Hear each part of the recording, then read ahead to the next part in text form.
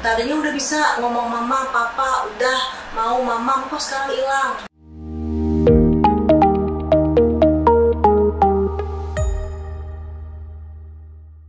Halo Bunda, selamat datang di podcast Halo Bunda, persembahan spesial dari Generos sebagai teman Bunda dalam mendampingi tumbuh kembang si kecil.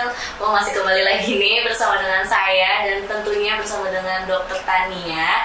Kita nanti akan membahas terkait dengan segmen kedua, ya ada kaitannya nih ya dok ya dengan pembahasan yang segmen pertama. Untuk ayah bunda jangan lupa nih untuk tonton terlebih dahulu di segmen yang pertama karena ini relate banget pembahasannya terhadap segmen yang kali ini kita akan bahas. Nah untuk linknya ada di bawah description boxnya. Nah, untuk ayah bunda di sini bisa mau menjelaskan terlebih dahulu. Untuk yang belum tahu Generos itu apa sih? Jadi Generos ini merupakan suplemen herbal untuk anak yang terdiri dari 100% bahan alami. Nah, fungsi Generos ini untuk anak membantu mengatasi gangguan bicara, terus juga bahasa pada anak. Nah, gak hanya itu aja. Generos juga meningkatkan kecerdasan serta juga meningkatkan imun tubuh anak. Jadi untuk ayah bunda yang mau mengetahui info lebih lanjut mengenai Generos bisa kunjungi sosial media Generos yang ada di bawah ini. Oke nih, kita balik lagi ya dok ya. Masih membahas terkait dengan segmen yang pertama yaitu sensory processing disorder. Nah tadi udah di-spill dikit nih ayah bunda yang belum tahu, tonton dulu. Karena tadi dokter nge-spill terkait dengan speech delay. Ya. Nah di sini nih dok, kita tuh mau membahas nih dok. Sebenarnya SPD itu tuh bisa menyebabkan speech delay nggak sih seperti itu? Nah jika iya, itu bagaimana prosesnya? Oke, jadi secara tidak langsung SPD atau sensory processing disorder bisa menyebabkan speech delay, tapi nggak langsung ya. Jadi artinya gini, nggak semua anak yang terdiagnosis SPD itu pasti akan speech delay gitu. Jadi tadi kita balik lagi mungkin sedikit review kalau emang ada yang belum nonton, bahwa sensory processing disorder sendiri itu sebetulnya gangguannya bukan dari stimulus yang masuk kan, tapi stimulusnya masuk diterima oleh indera kita kan sebelum nanti masuk ke otak. Nah indera kita itu ada 8, tadi penglihatan, pendengaran, penciuman, perasa, peraba, proprioseptik, terus interoceptik tadi ya. Nah terus kita lihat nih apa yang masuk ke dalam stimulus kita masuk ke otak. Nah salah satunya tadi kan saya udah sebut-sebut nih, kalau dia pada SPD itu setelah masuk ke otak, otaknya ini menimbulkan suatu respon. Nah pada SPD responnya ini atau reaksi yang ditimbulkan akibat dari rangsang sensori tersebut itu tidak sesuai dengan yang seharusnya gitu. Nah bagaimana kaitan dengan speech delay? Nah tadi gini, kalau misalkan anaknya sensitifnya di bagian pendengaran, jadi ketika dia mendengar sesuatu, maka dia akan merasa ini terlalu berlebihan, atau malah dia nggak mendengar atau nggak fokus mendengarkan, sehingga apa yang dia dengar tidak bisa terinterpretasi dengan baik, sehingga akhirnya anak bisa melewatkan momen-momen di mana dia itu menerima kosakata baru, kalimat-kalimat baru yang nantinya akan memperkaya bahasa dan bicaranya dia. Jadi untuk bekal kemampuan bicaranya nanti. Terus yang kedua, kalau gangguannya, kalau bicara itu kan berarti pendengaran, otak, sama mulut. Nah misalkan mulutnya nih, misalkan pada anak-anak yang sensitifnya di daerah oral atau daerah mulut. Nah biasanya ketika anak-anak tersebut itu misalnya susah naik tekstur makan, belum bisa nyedot minum air pakai sedotan padahal udah umur 15 bulan misalnya, kalau diajarin terus nih, atau mungkin anaknya sering lemes, sering lepek kayak gitu ya. Nah itu biasanya mungkin bisa disebabkan karena salah satunya oromotornya kurang baik. Nah gangguan oromotor, jadi gerak-gerakan otot di daerah mulut itu mempengaruhi artikulasi kata yang nantinya akan keluar. Jadi kalau misalnya itu terganggu, kemungkinan besar nanti kata-kata yang akan keluar, speech-nya yang akan keluar itu juga akan terganggu. Jadi secara tidak langsung dia bisa mempengaruhi terjadinya speech delay. Oke, berarti masih terkait dengan indera tadi ya itu ya dok ya. Memang SPD ini tuh mempengaruhi ke 8 dan setelah itu reaksi dari otak terhadap rangsang tadi gimana? Oke. Nah lanjut nih ya dok ya. ada nggak sih dok perbedaan speech delay itu hanya karena salah pola asuh nih? Jadi salah pola asuh itu menyebabkan speech delay akibat SPD tadi gitu. Oh, jadi mungkin bedanya apa gitu Iya, kali ya? betul. Oke, jadi kalau misalkan speech delay karena salah pola asuh, misalnya ini bapak ibunya pendiam, atau bapak ibunya banyak ngomong tapi pengasuhnya pendiam, atau nggak pernah ngasih gadget atau handphone tapi TV-nya nyala 24 jam, atau ngajak ngomong tapi ngajak ngomongnya irit. Jadi cuma dikasih pertanyaannya, anaknya cuma boleh ngangguk, enggak, iya, enggak, udah, belum gitu ya. Jadi nggak komunikasi dua arah atau komunikasi yang merangsang dia untuk pertanyaan terbuka. Nah itu sesuatu hal yang bisa diperbaiki. Jadi umumnya kalau semua hal yang tadi kita sebutin nggak kita kerjain, sebulan aja membaik. Jadi anak tiba-tiba, oh ya dok dipanggil udah mulai nengok. Tadinya dipanggil cuek aja, nggak pernah dipanggil, nggak pernah nengok kalau dipanggil namanya. Terus dia kemarin juga kontak mata ke saya tuh jarang banget dok, paling cuma sekelebat gitu. Tadinya udah bisa ngomong mama, papa, udah mau mama, kok sekarang hilang, kayak gitu. Nah biasanya kalau karena faktor lingkungan eksternal kita perbaiki aja, mudah-mudahan sih biasanya mostly baik ya. Tapi kalau tetap ya, kalau udah 1 bulan, 1,5 bulan di rumah dicoba tetap tidak perbaikan, harus konsultasi ke ahlinya. Nah tapi kalau pada SPD, walaupun kita benerin lingkungan yang di luar, tapi masalahnya bukan di situ gitu. Jadi masalahnya adalah bagaimana reaksi anak tersebut terhadap penerimaan stimulasi sensoriknya. Jadi nggak bisa kita menilai sendiri. Jadi harus ketemu dengan ahlinya kalau menemukan tanda-tanda kecurigaan ke arah situ. Tanda-tandanya apa aja? Buka video sebelumnya.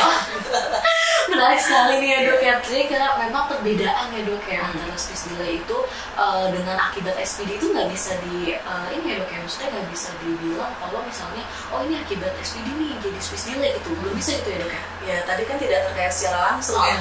Karena anak-anak yang SPD bisa aja ngomongnya normal tuh gitu. Bahkan bisa terkait SPD sendiri aja kan dia bisa terkait dengan anak autis. Kalau autis kan emang ngomongnya telat. Betul. Anak sindrom Down belum tentu ngomongnya telat, tapi mostly ya.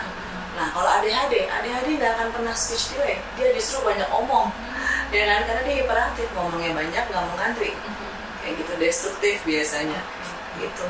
Nah, kira-kira nih dok, hal apa sih nih dok yang bisa ayah bunda cegah gitu loh untuk anak tuh ya tidak terjadinya SPD gitu. Terus juga mungkin yang tadi speech delay itu kan bisa saja nih salah satunya kan terkait dengan hal itu, tapi memang belum bisa dikatakan 100% karena SPD gitu ya dok. Tapi hal apa sih yang bisa dicegah oleh ayah bunda gitu loh dok? Jadi banyak ahli berpendapat bahwa penyebab atau etiologi dari SPD ini unknown. Jadi masih belum terkonklusi oh ini karena ini.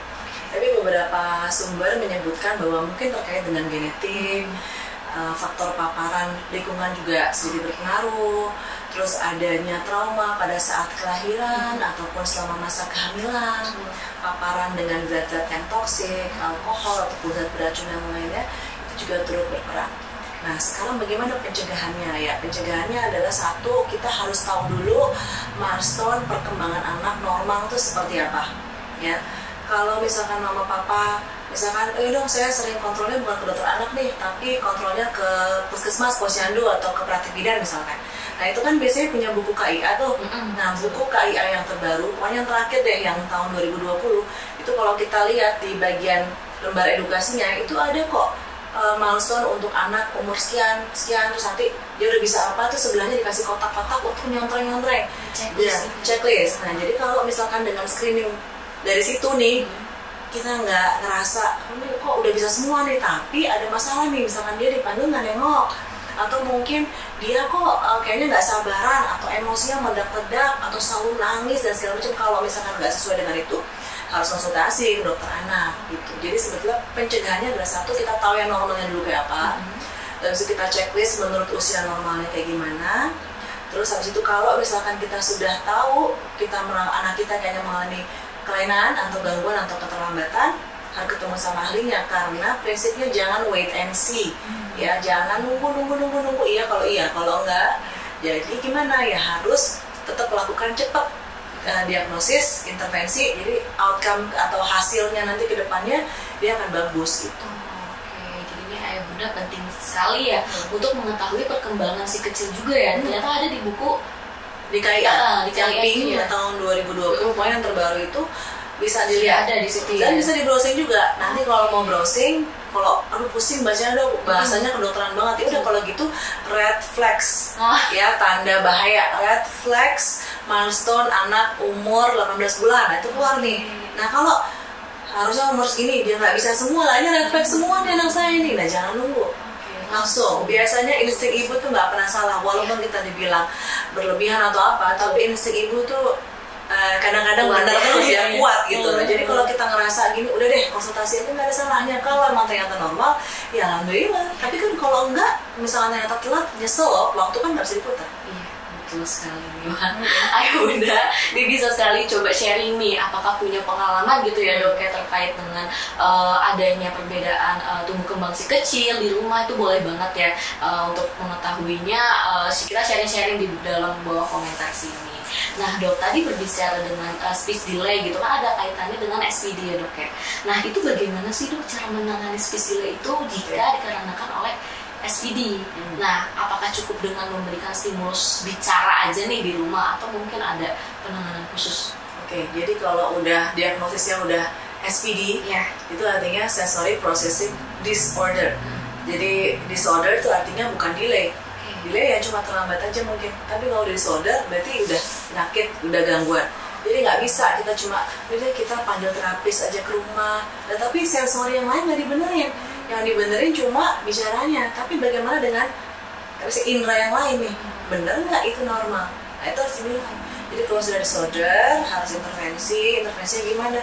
Ke dokter.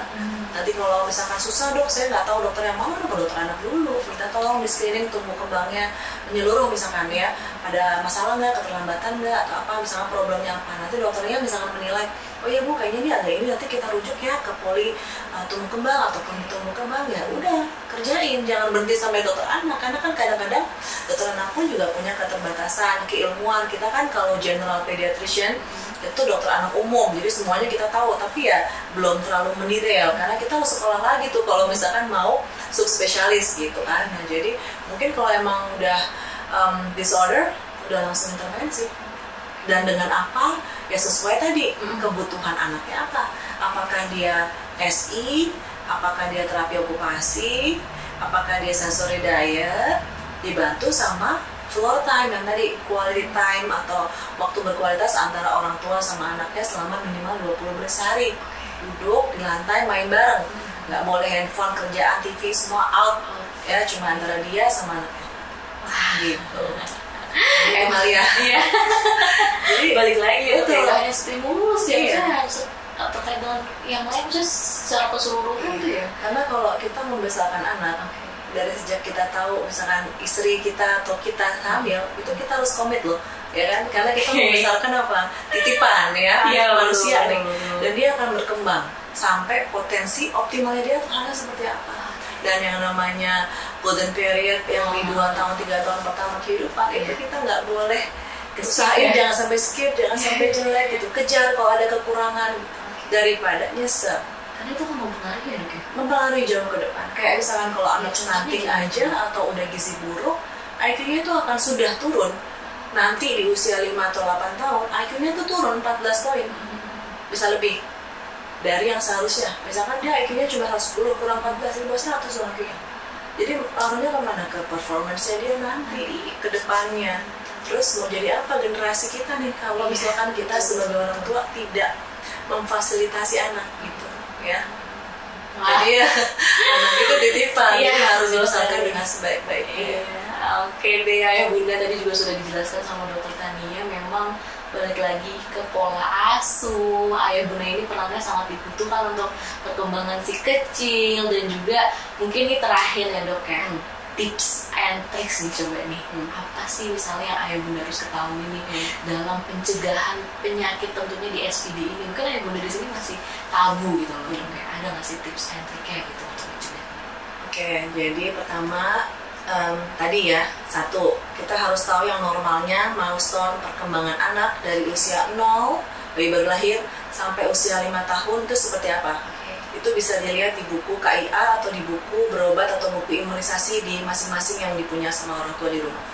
Kalau memang yang kedua nih yang paling penting ya, kalau memang sudah ternyata ada masalah, gangguan atau keterlambatan atau disorder, jangan denial. Jangan nanti malah jadi shopping dokter ya. Cari yang merasa jawaban dokternya itu sama dengan kemauan kita. Padahal jadi sama kan nggak kayak begitu. Jadi jangan denial. Kalau memang sudah terdiagnosis dan memang sesuai ini gejalanya, dokternya sarankan apa, jalanin aja dulu. Nah setelah dijalankan, evaluasi itu penting. Evaluasinya nggak cuma 3 hari, nggak bisa kelihatan, tapi hitungan minggu bahkan bulan. Yang tadinya nggak bisa atau enggak gitu ya. Terus perubahannya bagaimana. Yang paling gampang deh, dipanggil nama, nengok, mau dipeluk, terus dipotong rambut nggak nangis, pakai topi mau, pakai bando mau, terus kalau kena label baju di belakang nggak harus digunting lagi sama mamahnya. Yang paling gampang kayak gitu. Nah setelah itu kita pastikan ke dokter lagi, dokter anak lagi gimana nih, apakah semuanya sudah berjalan dengan yang seharusnya atau belum gitu ya. Jadi kerjakan PR-nya, nanti pasti kalau dari terapis nanti banyak PR ya, mau program itu usahakan dikerjakan. Dari checklist misalkan satu lembar itu kan banyak tuh PR-nya. Nah usahain 70% lah itu terchecklist hari itu. Besok kerjain lagi. Jadi PR-nya tuh nanti seminggu 7 hari itu. Gitu. Wah, menarik sekali nih Ayah Bunda, sudah dijelaskan detail oleh dokter. Dan sepertinya mungkin di era saat ini ya dok ya, udah banyak ya terkait dengan mungkin Ayah Bunda mau cari apa di Google tuh udah ada semuanya ya. Udah ada checklistnya juga di KIA, jadi tinggal sekarang bagaimana. Dan banyak aplikasi kan, tentang kesehatan anak juga banyak aplikasinya. Jadi silakan aja download yang menurut Ayah Bunda paling sesuai, paling gampang ya, itu download, tinggal kita masukin berat, tinggi badan, lingkar kepala, terus masukin imunisasinya, terus kalau misalnya ada screening perkembangan masukin nih yang checklist. Nanti biasanya keluar tuh nilainya, oh curiga gangguan perkembangan, silakan konsultasikan ke dokter anak gitu. Sudah ada semuanya ya dok ya. Oke deh, ini dokter nggak terasa nih kita udah sampai akhir dari segmen kedua ini. Mungkin di sini Ayah Bunda juga bisa kalau dari awal nonton ya, mungkin bisa menyimpulkan bahwa kalau misalnya SPD ini memang cara penerimaan si kecil terhadap tumbuh kembang dirinya itu sangat mempengaruhi ke beberapa akademi, terus juga prestasi gitu ya dok ya. Jadi mungkin di sini Ayah Bunda bisa lebih aware lagi terhadap SPD. Tentunya nanti kalau misalnya mau ada sesuatu hal yang mungkin Ayah Bunda, oh kayaknya anak saya ada nih ciri-cirinya gitu, bisa langsung segera konsultasikan ya dok ya ke dokter spesialis anak. Oke deh Ayah Bunda, kita sudah sampai di penghujung acara. Sebelumnya terima kasih banyak untuk dokter telah hadir dan ingin menjelaskan terkait sensory processing disorder ini. Nah Ayah Bunda juga terima kasih. Mungkin nanti Ayah Bunda jangan lupa untuk nonton segmen pertama ya, dan jangan di skip nih karena ini seru banget seperti itu. Jadi dari podcast kali ini kita cukup sekian. Nanti kalau misalnya Ayah Bunda ada pertanyaan bisa komen aja di bawah, dan jangan lupa like, komen juga, terus subscribe dan share video ini agar semua Ayah Bunda di Indonesia tuh tahu nih mengenai sensory processing disorder. Oke deh Ayah Bunda, terima kasih. Prisa di sini pamit, dan sampai jumpa di podcast Halo Bunda selanjutnya. Halo Bunda, ruang informasi keluarga sehat.